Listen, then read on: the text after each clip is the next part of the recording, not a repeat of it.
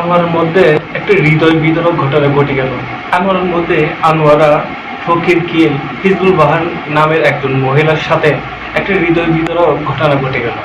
ঘটনাটা হচ্ছে যে, ঘটনাটা কি হয়েছে আমি একটু পরে বলতেছি, আগে ভিডিওটা।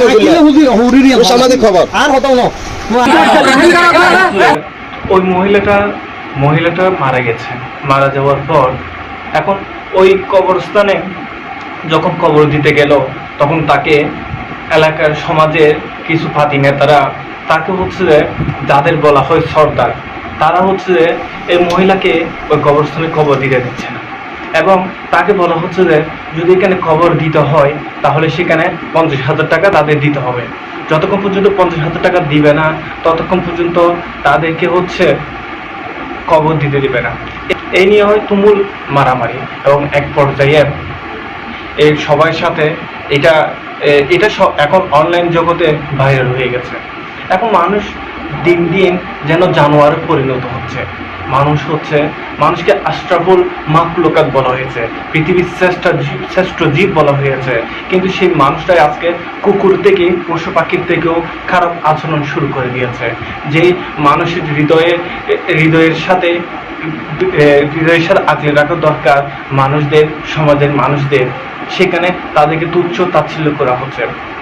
বর্তমান যুগে টাকা পয়সা জমি এগুলো যেন অনেক বড় একটা জিনিস হয়ে পড়েছে, যে যাদের জায়গা সম্পত্তি টাকা পয়সা নেই তাদেরকে তুচ্ছ তাচ্ছিল্য করে ধরে ঠেলে দেওয়া হয়, তাদেরকে এভাবে অপমানিত করা হয়, তাদেরকে আজকে কবর দিতে দিল না। এমন একটা জঘন্য একটা ঘটনা দেখে আসলে হৃদয়ে আমরা আঘাতে পরিণত হয়েছি।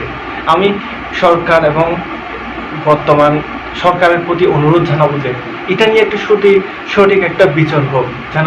এবং কবরস্থান এটা তো সামান্য একটা জিনিস। হ্যাঁ, যদি ওই কবরস্থানের জন্য যদি টাকা দিতে হয়, আপনার লাশটা দাফন করার পর ওনাদের সাথে কথা বলে টাকার একটা কথা বলতে পারেন, যেহেতু আপনাদের জমি বা আপনাদের জায়গা।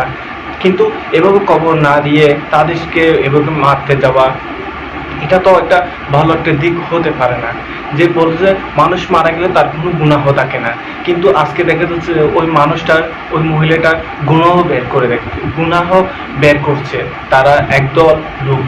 আমি এখানে নাকি একটা সভাপতি আছে, তিনি দেখলাম যে বারবার থেমে যাচ্ছে, হয়তো টাকার গরম অনেক বেশি হয়ে গেছে। আমি এই ঘটনাটার তীব্র নিন্দা এবং প্রতিবাদ জানাচ্ছি।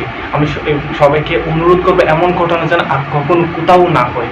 এটার জন্য সমাজ এবং এলাকা দেশের মানুষ সবাই যেন এটা একটা সুন্দর মন মানসিকতা দিয়ে এটা সমাধান করা হয়, এবং যেন একটা মৃত মানুষের একটা কবরস্থান একটা কবরটা যেন দেওয়ার সুযোগ করে দেওয়া। ধন্যবাদ সবাইকে।